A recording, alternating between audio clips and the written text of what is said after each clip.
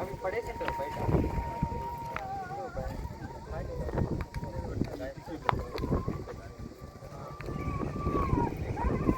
మూడో సీన్ ఇక్కడికి వచ్చింది.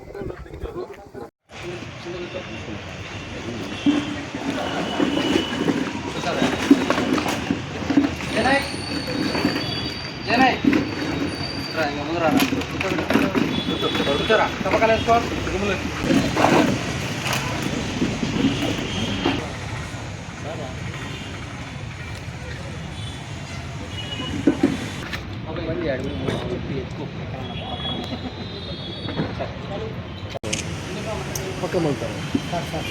ఫోటో డైరెక్టర్ మాట ఉంటారు.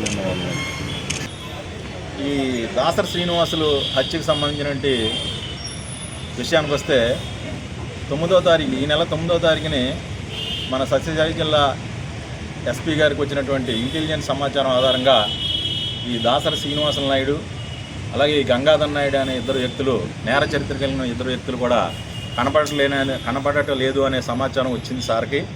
వచ్చిన తర్వాత వెంటనే నన్ను అలాగే 1 టౌన్ ఇన్స్పెక్టర్ గారిని, మా సబ్ డివిజన్లో ఉన్న మిగతా అధికారులందరినీ కూడా సార్ అలర్ట్ చేసి నేర చరిత్ర కలిగినటువంటి ఇద్దరు వ్యక్తులు కనపడట్లేదు, ఏదైనా నేరం జరిగి ఉండే అవకాశం ఉంది, మీరు వెరిఫై చేయండి అని చెప్పగానే మేము ప్రత్యేక బృందాలను ఏర్పాటు చేసాం. ఆ భాగంగా తనిఖీల్లో మన ధర్మవరం చెందినటువంటి చెరువులో 2వ మరువు వద్ద ఒక గుర్తు తెలియని మృతదేహం ఉన్నట్టు గుర్తించిన తర్వాత వెరిఫై చేయగా ఆ వ్యక్తి యొక్క మృతదేహం దాసరి శ్రీనివాసులకు చెందిందిగా గుర్తించడం జరిగింది. తదుపరి విచారణ అనంతరం విచారణలో భాగంగా గంగాధర్ నాయుడు అలాగే ఇంకొక ఇద్దరు కలిసి ఈ హత్య చేసినట్టు మా విచారణలో వెల్లడైంది. మన ధర్మవరం మండలం గొల్లపిల్లి వంక బ్రిడ్జ్ సమీపంలోని ధర్మవరం చికిచర్ల రోడ్లో నిందితులు ఉన్నారు అనే సమాచారం మేరకు వెళ్ళి వెరిఫై చేయగా అక్కడ తారు బండిలోని ఒక 3 వ్యక్తులు ఉండి పారిపోవడానికి ప్రయత్నించేగా వాళ్ళని పట్టుకొని ప్రశ్నించగా వాళ్ళ యొక్క వివరాలు ఈ విధంగా తెలియపరిచారు. గంగాధర్ నాయుడు అలాగే ఎరుకల గంగాధరు, అరిగల చరణ్ అనే వారుగా తెలియపరిచారు. ఇందులో ఈ గడిపూడి గంగాధర్ నాయుడు ధర్మవరం నియోజకవర్గ యూత్ ప్రెసిడెంట్గా పనిచేస్తున్నారు, వైసీపీ పార్టీ యూత్ అసోసియేషన్ ప్రెసిడెంట్గా పనిచేస్తున్నారు. అలాగే మృతుడైనటువంటి దాసరి శ్రీనివాస్ కూడా వైసీపీ పార్టీకి చెందినవారే. వీళ్ళిద్దరూ గతంలో మంచి స్నేహితులు. అంతకుముందు 2024 ఎలక్షన్లో కూడా, ఎలక్షన్ తర్వాత పోస్ట్ ఎలక్షన్స్లో వీరిద్దరి మీద కూడా కేసులు నమోదయ్యాయి. గత 1 సంవత్సరం క్రితం నుంచి వీరిద్దరి మధ్య వ్యక్తిగత విభేదాలు వచ్చాయి.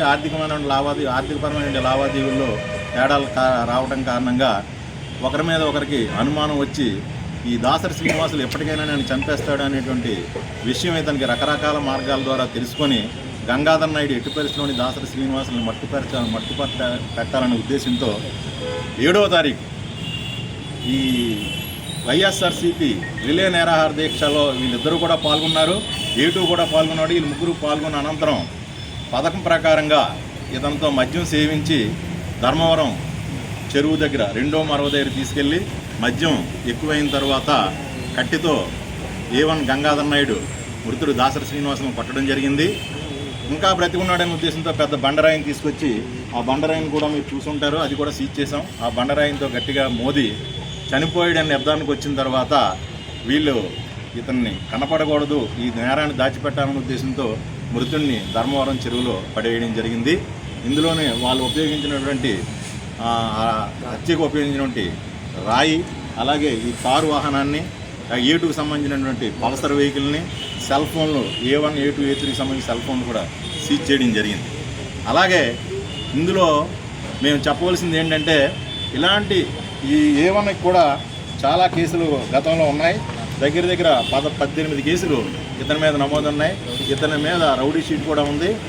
ఇతని మీద PD యాక్ట్ కూడా ప్రపోజల్స్ పెట్టి PD యాక్ట్ అతని మీద పెడతాం. అలాగే A2 మీద కూడా ధర్మవరం రూరల్ పోలీస్ స్టేషన్లో ఒక హత్య కేసు ఉంది.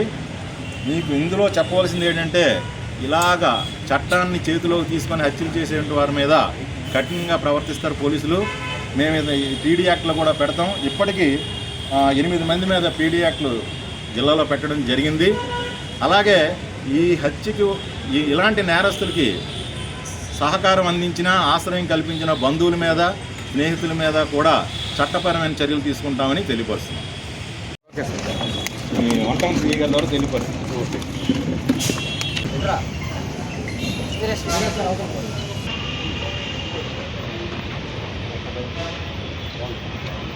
మీరు సొంతంగా చేసినట్లేదు అది.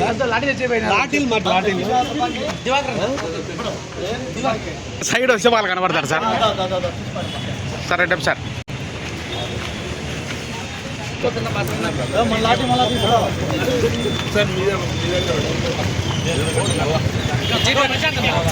జీప్ ఎక్కడ ఉంది? జీప్ ఇక్కడ ఉందా?